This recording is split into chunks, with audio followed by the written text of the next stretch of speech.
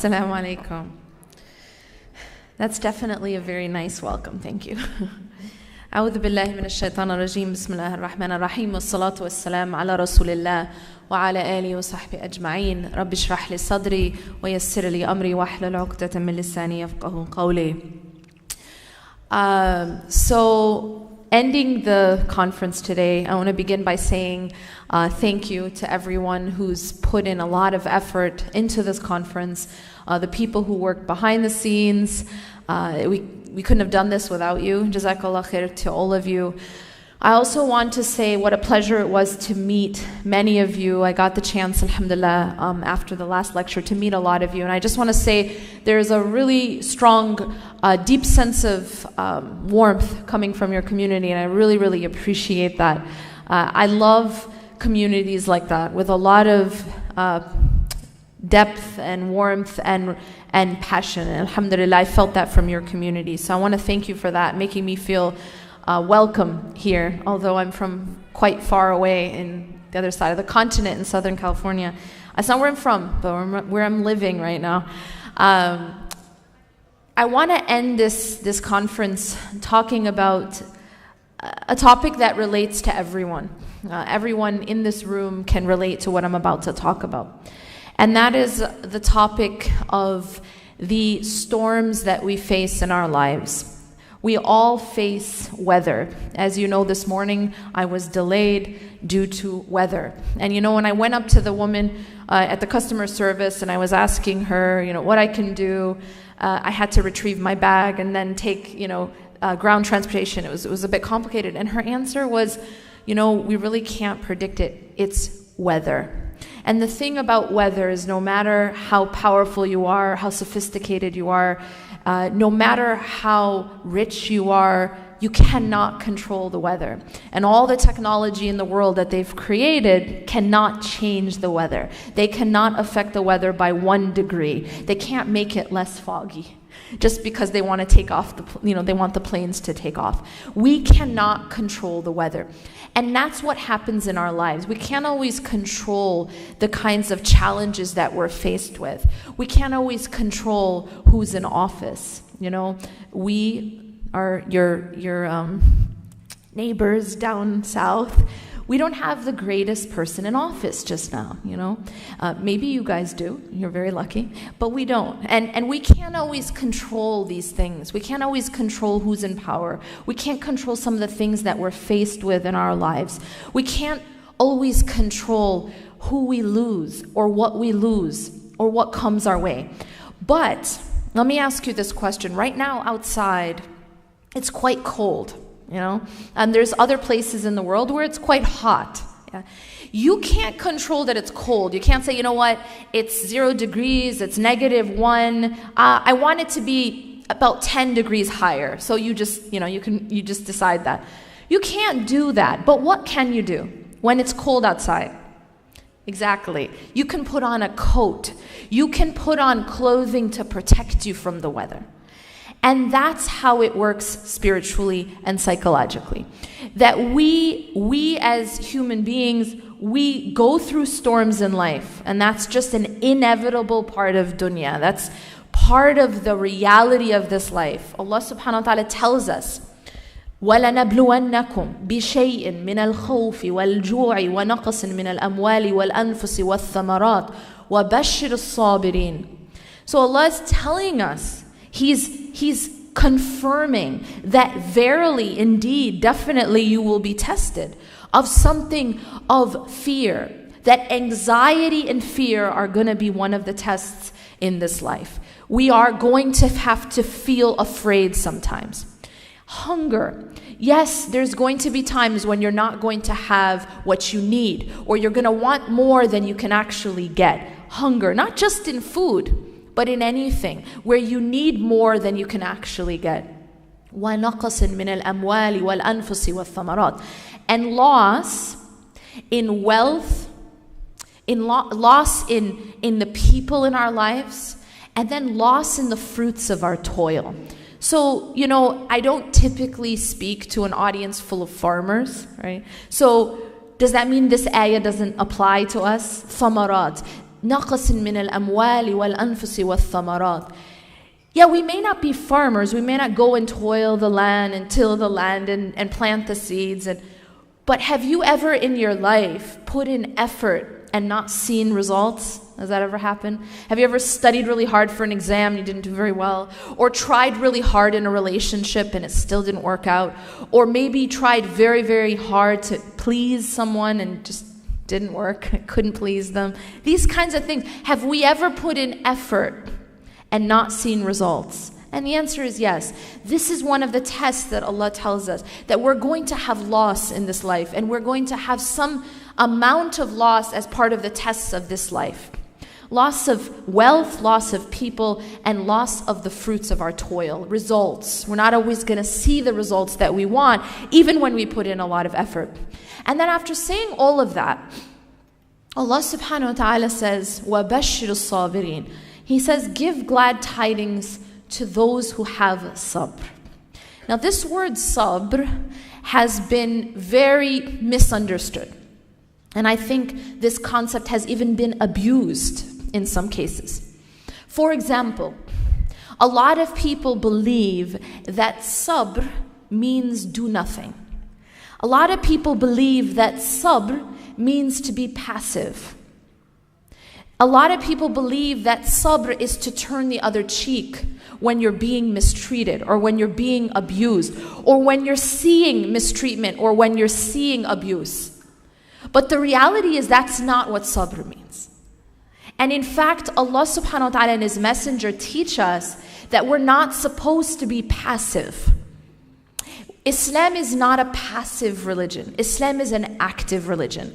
Islam is a religion about taking action. So for example, the Prophet ﷺ says, if you see something wrong, you should try to change it. He doesn't say you should just turn the other cheek. He doesn't say you should be passive. He says you should try to change it with your hand. And if you cannot change it with your hand, then with your tongue, to speak out against it. And if you cannot, then at least hate it in your heart. And this is the weakest of Iman. So what he's done is he has linked Iman with taking action against injustice, against seeing something that is wrong. And whether that wrong is happening to yourself, or to your children, or to your family, or overseas, or down the street, wherever that wrong is happening, we are told to take action against it. And so sabr doesn't mean I do nothing. When Hajar was stuck in a very difficult situation, she was in the middle of a desert with a baby, no one around, no water, nothing. No one around, right? It wasn't like now, folks. It was just desert. What did she do when she was in that situation? Did she not have trust in Allah? In fact, she did have trust in Allah. She called out to her husband, Ibrahim alayhi salam, is it God, is it Allah who told you to bring us here? And he confirmed that it was. And only then did she feel a sense of ease. She felt trust that if Allah told you to take us here, we'll be okay. But now when she had that sabr and that tawakkul, that trust in Allah, did she do nothing? Did she sit down? Did she take a nap? Wait for water to come from the sky? No. In fact, she got up and she did something. She not only walked, she didn't just walk. And you know what? She didn't have white marble under her feet like we do now, okay? She ran. Sa'i, this process that she did between Safa and Marwa, was something so difficult that it was called sa'i. Sa'i means to strive. In the Arabic language, sa'i means to strive. She didn't just walk, she ran between Safa and Marwa. And she did not just do it once. She did it once, she looked, she tried Safa, nothing. She ran to Marwa, she looked, nothing. And at this point, a lot of us in her position, even if we tried, but what happens when we try something once and it fails? What do we do at that point, usually? We give up. Oh, I already tried that. It didn't work. So now I'm going to give up. Now I'm going to become passive. But she didn't. She went again to Safa. And again, keep in mind, there's no white marble under her feet. There's no cover over her head like we have now. And we have trouble doing it now. It's hard work. It's hard to walk in her footsteps, let alone run in her footsteps in the heat on the burning sand. And you're dehydrated, like next to die, you're close to death. She ran again to Suffa and again looked for any kind of sign of help. And she found nothing. But did she give up? Again, she did not give up. She ran again to Marwa, looked again. Now, at this point, I want you to just imagine you're in a situation like that, which looks completely impossible, right? You're not giving up. You're not being passive. You are striving. And not only are you striving, but you're not giving up hope. You are not giving up hope, even though at this point she's tried Safa twice and Marwa twice. But she still doesn't give up. She goes again to Safa, again to Marwa. It blows my mind the amount of hope and determination she had to have. To not give up. Because I know myself, and many of us, we try something once, we give up if it doesn't work. We try it twice, we definitely give up if it doesn't work. But 3 times, come on now, she does it 7 times. 7 times she never gives up. Sabr is not a passive concept. Sabr is also to persevere. It's to be persistent and to persevere. It requires sabr to be able to fast, to be able to get up and pray Fajr on time every single day. These are active words. It requires sabr to fight against injustice. It requires sabr to have hope even in impossible situations, and to continue to work and to continue to try. That requires a lot of sabr and a lot of hope. And so when Allah subhanahu wa ta'ala is saying وَبَشِّرِ الصَّابِرِينَ, He's not telling us, as unfortunately many of our teachers may say, that just do nothing and have sabr. No, sabr is a very deep and active term. وَبَشِّرِ الصَّابِرِينَ الَّذِينَ إِذَا أَصَابَتْهُمْ مُصِيبَةٌ قَالُوا إِنَّ لِلَّهِ وَإِنَّا إِلَيْهِ رَاجِعُونَ. Those who, when a calamity strikes them, they respond with Inna lillahi, indeed we belong to Allah, wa inna ilayhi raji'un, and indeed to Him we will all return. Now what is this statement? Many people think it's just a statement of the tongue. And you just say it when someone dies, right? And it's just something you say. Inna lillahi wa inna ilayhi raji'un is not just a statement. It's a complete worldview. It's the way you actually see and respond to the world. And the only way that you can have this type of response is if you incorporate into the depth of your heart the first half, which is Inna lillahi. Inna lillahi means everything. Everything. So in parentheses, me, myself, my abilities, my money, my children, my health, my spouse, every single thing that I have or that I was given actually belongs to God. That's what Inna lillahi means. Inna lillahi means I'm not the owner, He is. You guys, that's very deep, because let me give you guys an example. So say that I'm really, really generous. I let you borrow my car because you know what? It's going to help you. And I let you keep it. Years go by. 5 years, 10 years go by, and you're still using my car. And that's fine. I'm letting you use it. But now imagine that during that period of time, over that decade, you got amnesia and you forgot who it belonged to, right? And somehow along the line, you forgot it was my car and you thought it was your car, all right? So now what happens after 10 years when I come to take it back? What's your response? How could you do this to me, right? How could you take my car? Wait, whose car is it? It was mine, but you forgot. And so your response is anger. You're angry. How dare you? How dare I take your car, right? How could you do this to me? Does this sound familiar of how we respond to God sometimes, to Allah sometimes? When He takes things, when He tests us, right? How could you do this to me? It's not fair. But see, you're responding that way because you forgot who it belongs to. You get it? You forgot who the car belongs to. But now imagine that you remembered that it's actually my car. I own it. I bought it. The title's in my name. And you're just borrowing it. Okay? Now when I come to take it back, you might be sad to part with the car because it was very useful to you. Maybe you got attached to it. But what is your response when I come to take it back? Your response is different. Your response is, it belongs to you, yeah, Yasmin, and to you it returns. You understand? Inna lillahi wa inna ilayhi raji'un. This response that Allah describes, that the believers are those who respond like this when the calamity strikes them, can only happen if you internalize the first half, if you internalize the fact that inna lillahi, that everything actually belongs to Allah. It's only possible if we don't have this collective amnesia. And we remember that in fact our money belongs to Allah, and our abilities belong to Allah, and our health belong to Allah, and our children and our spouse belong to Allah. And we ask Allah subhanahu wa ta'ala never to test us in these things.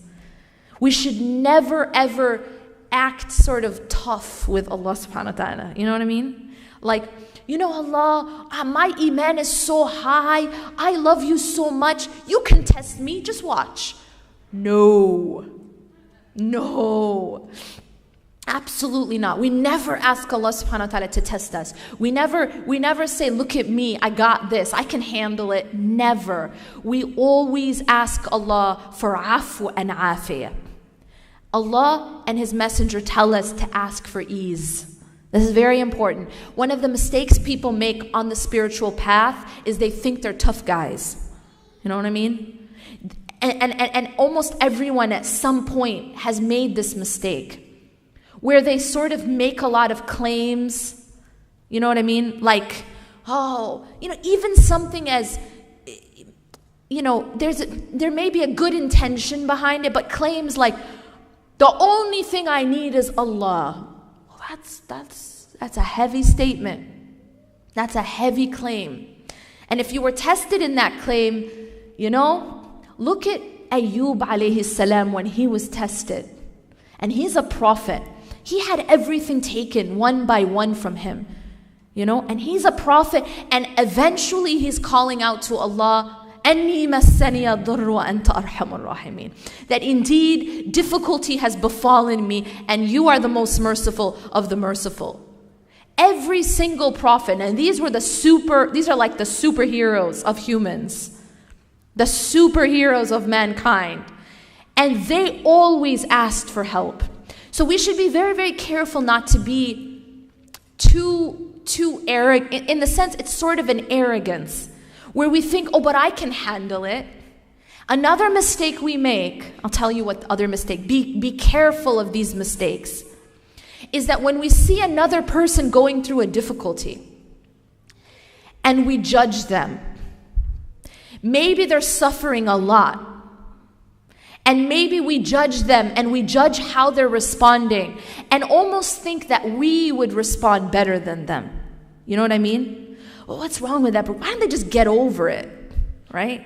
Why can't they be more patient? Very judgmental. And so when we judge another person in a situation, we don't want to be tested.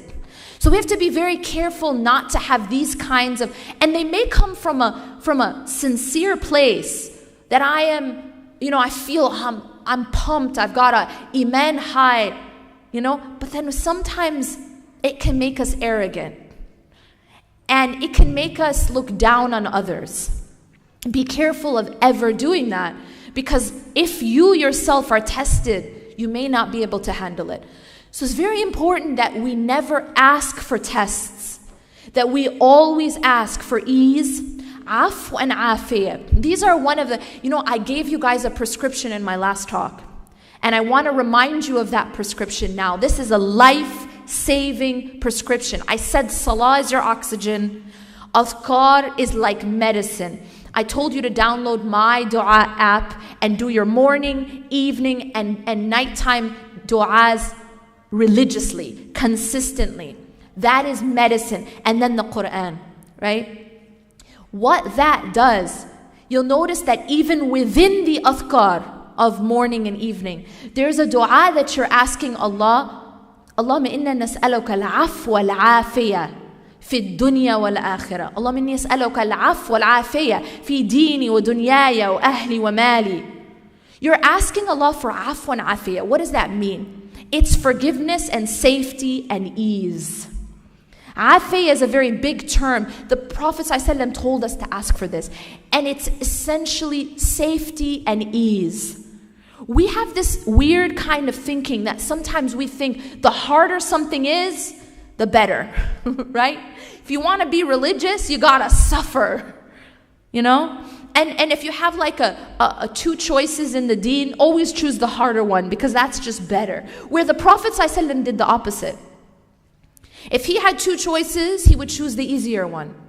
And he told us to ask for ease. He told one of the companions, he advised him after every single salah, Allahumma a'inni ala dhikrika wa shukrika wa husn ibadatik. This is something we're told to say after every salah. Allahumma a'inni ala dhikrika wa shukrika wa husn ibadatik. Oh Allah, make it easy for me. Make it easy for me for these three things. Dhikrika, your remembrance.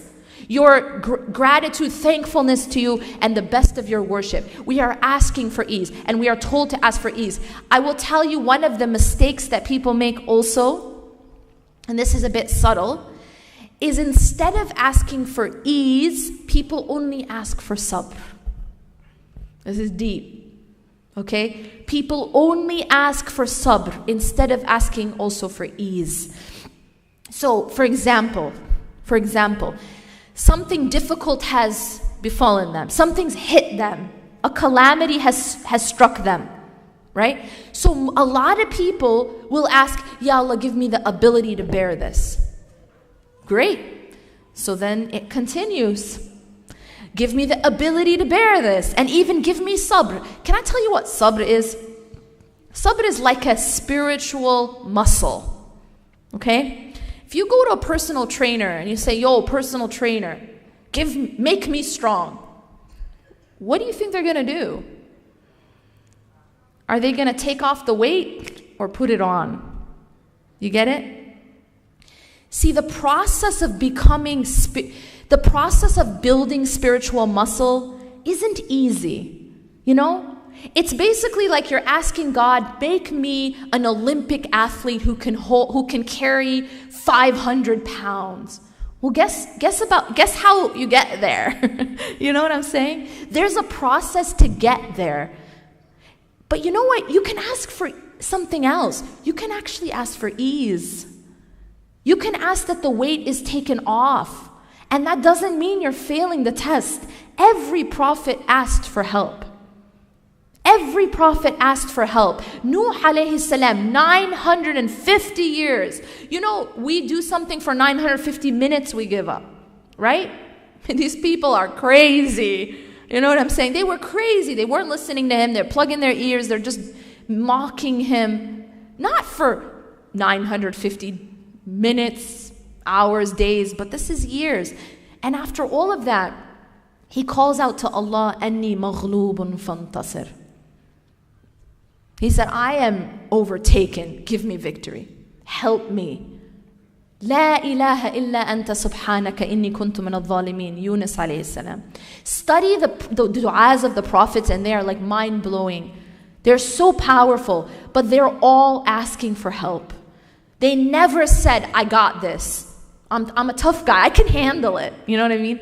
But we do that. We think we can handle it on our own. And even when we ask Allah, we're not asking for ease and help. We're asking, Ya Allah, just make me strong. But that's the thing. Yes, Allah can make you strong. Guess what? But the process of being strong is difficult. And it's okay to ask Allah for ease. Because you know what? There is nothing, absolutely nothing wrong with you. In fact, we're supposed to humble ourselves and ask Allah subhanahu wa ta'ala to open for us and to give us ease. So Allah subhanahu wa ta'ala says, وَبَشِّرِ الصَّابِرِينَ الَّذِينَ إِذَا أَصَابَتْهُمْ مُصِيبَةٌ قَالُوا إِنَّا لِلَّهِ وَإِنَّا إِلَيْهِ رَاجِعُونَ. They respond in this way of, indeed we belong to Allah and to Allah we return.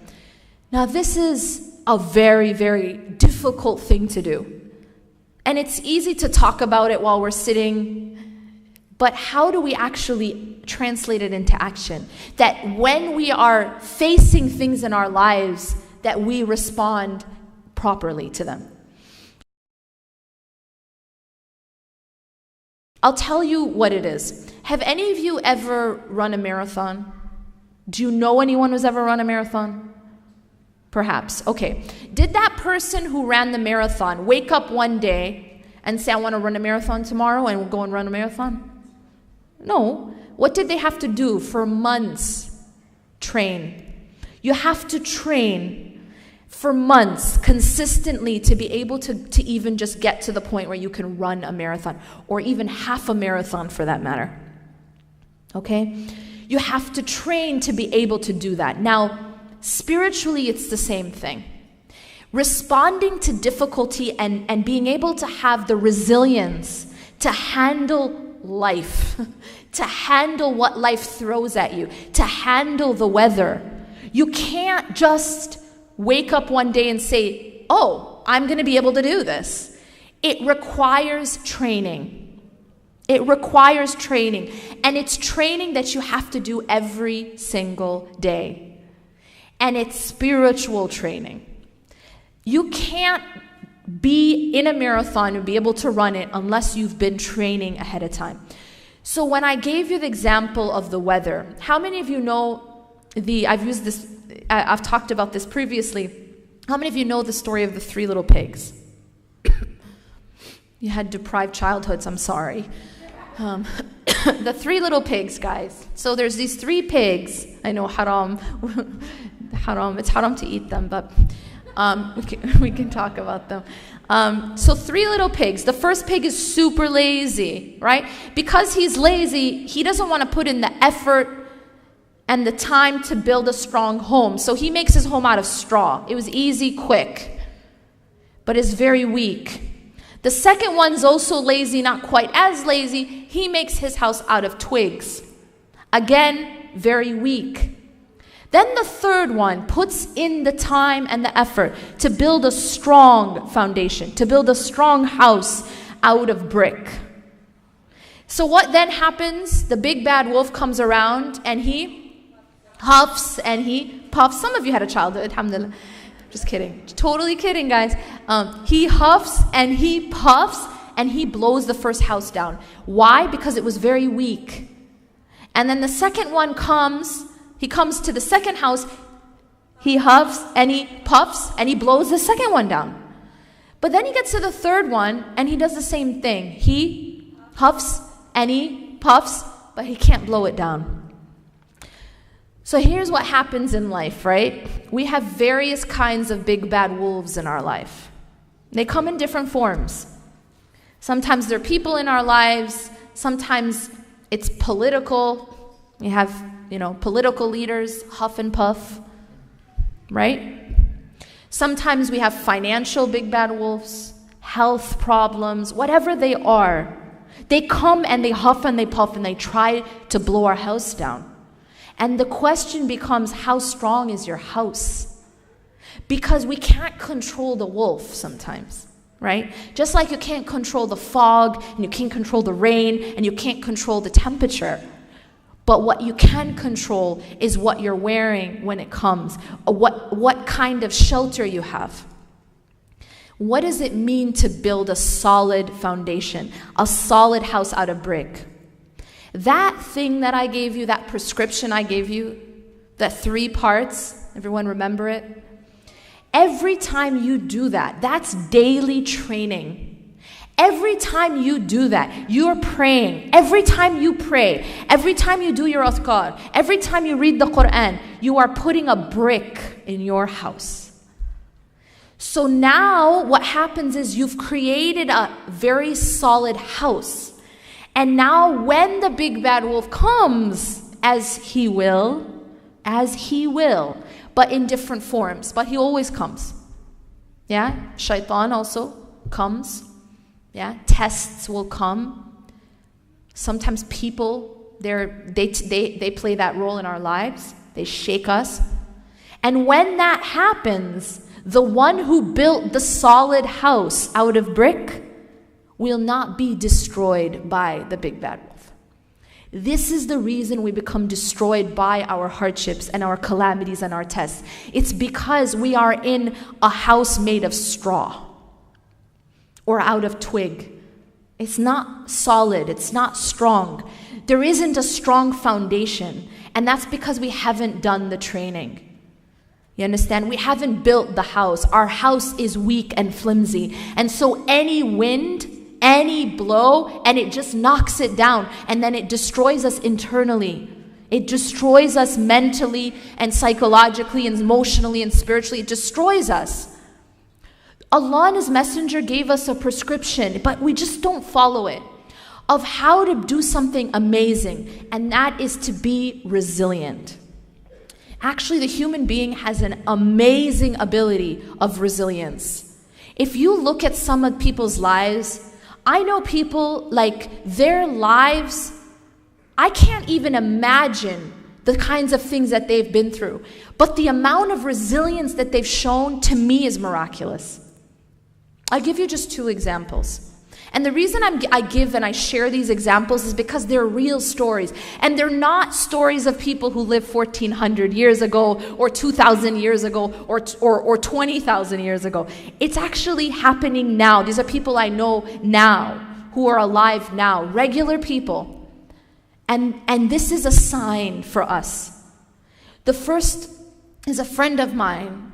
And so a while ago when her kids were very young, her first daughter, around the time she was 3, she got a call from her school or from her teacher, and her teacher told her that her daughter just suddenly stopped speaking, like she wasn't talking anymore. And she didn't know why. So it was kind of strange. She took her to the doctor. They did some tests. And eventually they found out, they said, ma'am, your daughter, she has a rare genetic disorder. And it's called MPS. And this disorder will make your daughter slowly, throughout the years, lose all her faculties, little by little, until she dies. And I'm sorry, we don't have a cure, and don't expect that usually they will live past age 13. But until she's 13, you're going to have to watch her deteriorate, your daughter. And then a few years later, her second daughter was tested, and she also was told that your second daughter has MPS. And then she had a third daughter, and her third daughter also had MPS. So she has 3 daughters with MPS, and then she has a son who had severe autism. Okay? So now she has 4 children, and over the years, and I witnessed this. I met her when her children were older, and I saw them once they had reached their teen years. And I visited her, and over the years I visited her home. I cannot describe to you how this woman lived. Like, literally, she didn't sleep. It was like she did the job of like 7 nurses. Her home was like a hospital. There was a room. All 3 daughters completely lost the ability to walk, even sit up on their own. A lot of the time they were on breathing machines. She'd have to suction them just so that they could not choke on their saliva, because they lost the ability to swallow. That's actually where she was. And her son, who was autistic, he actually, of all her struggles, she said that the biggest struggle was was her son, because no matter what they would do, they would put all these special locks on the door. He would crack the code and he would just wander off and he would disappear. And the police would bring him back. And this was like, no matter what they did, they couldn't lock the door in a code that he couldn't break. So this woman didn't sleep. Like literally, she did not sleep. Day and night, she was taking care of her children. Now, why I tell her story, and by the way, now 2 of her daughters have passed away. Okay, and they died, and they lived longer than I think almost anyone with MPS. Her oldest lived, I think, until she was 19. This is like unheard of. But she took care of these children in a way that no one could even imagine. If she gets a nurse, they can't handle it. What she does, what one woman does for all of them. And the reason I tell this story is it is not because it's tragic, but because of something that this woman said to me years ago when I met her, is that she described her life and she said, I am drowning in gratitude. I just explained to you her life, her trial, and yet she said, I'm drowning in gratitude. So how does something like that happen? How does a miracle like that happen? And I am telling you, that is the power of Iman. Wallahi, that's the power of Iman, faith. I saw it in front of my eyes. It's not just a story that you heard in the books. I witnessed it. This is a real woman, lives in New Jersey, and she's on Facebook. She's a real person. And she said, I'm drowning in gratitude. To be able to not only survive such a trial, but to continue to be grateful, that to me is a sign of God. Absolutely a sign of Allah subhanahu wa ta'ala. The second story that I want to share is a story about a man who used to be my old principal. So talking like over a decade ago, I used to teach at an Islamic school, and he was the principal. He was an older gentleman from Thailand. And what happened is I taught at this school for about 2 years, and then I moved. And I hadn't kept in touch with the principal. I hadn't seen him or anything. So recently, a few months ago, in fact, I went to a conference, and it just so happened that he had moved to that city. So I saw him after 10 years. And at this point, he's older. He's probably in his 70s. He's retiring, actually, this year.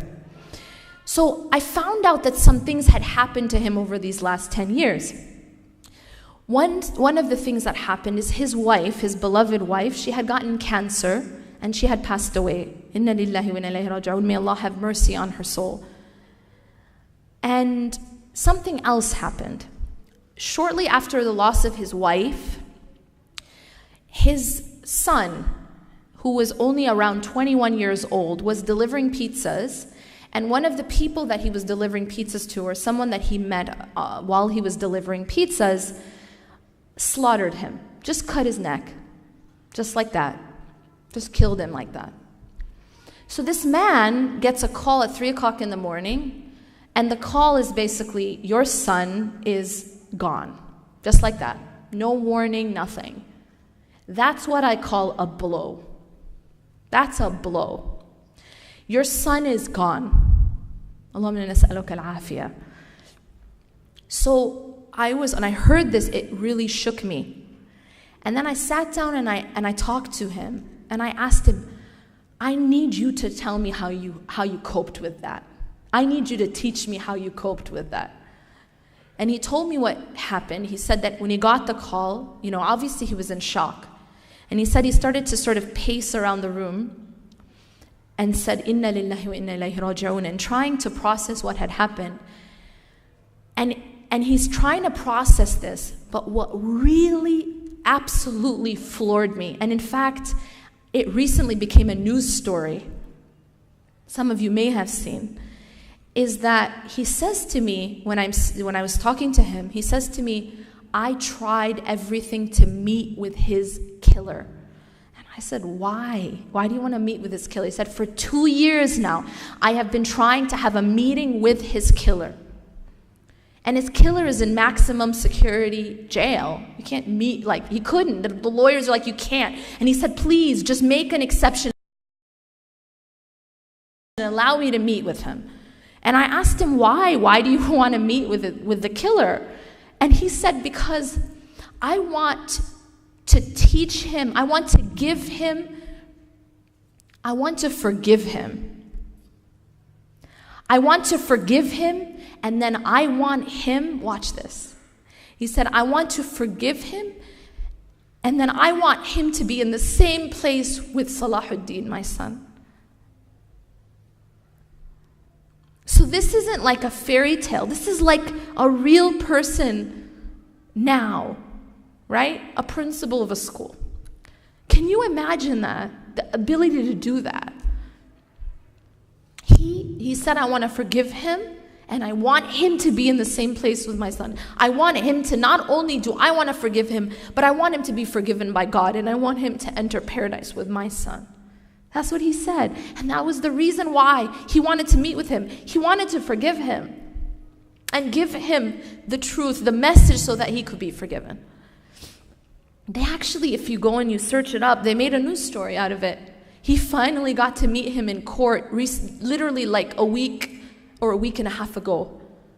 And he went and he hugged the killer. This is all on tape. He finally got to meet with him in court. He hugged him and he said, on behalf of